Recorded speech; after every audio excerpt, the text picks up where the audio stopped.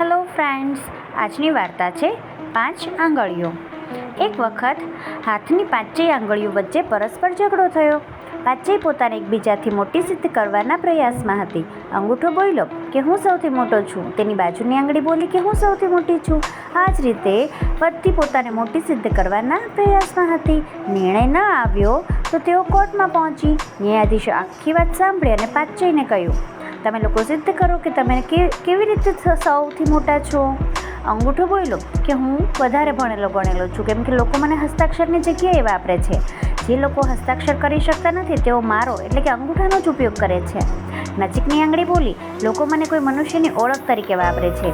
તેની નજીકવાળી આંગળી બોલી કે તમે લોકોએ મને માપી નથી, નહીં તો હું જ સૌથી મોટી છું. તેની નજીકવાળી આંગળી બોલી કે હું સૌથી વધારે પૈસાદાર છું, કેમ કે લોકો હીરા અને ઘરેણાં મારી વીંટી મારામાં જ પહેરે છે. આ રીતે દરેકે પોતાની અલગ અલગ પ્રશંસા કરી. ન્યાયાધીશે હવે એક રસગુલ્લો મંગાવ્યો અને અંગૂઠાને કહ્યું, આને ઉપાડો. અંગૂઠાએ ખૂબ જોર લગાવ્યું, પરંતુ રસગુલ્લો ઉઠાવી શક્યો નહીં. ત્યારબાદ બધી આંગળીઓએ એક એક કરીને પ્રયાસ કર્યો, પરંતુ દરેકને નિષ્ફળતા મળી. અંતે ન્યાયાધીશે સૌને મળીને રસગુલ્લો ઉઠાવવા આદેશ આપ્યો. તુરંત જ દરેકે મળીને ઉઠાવી લીધો.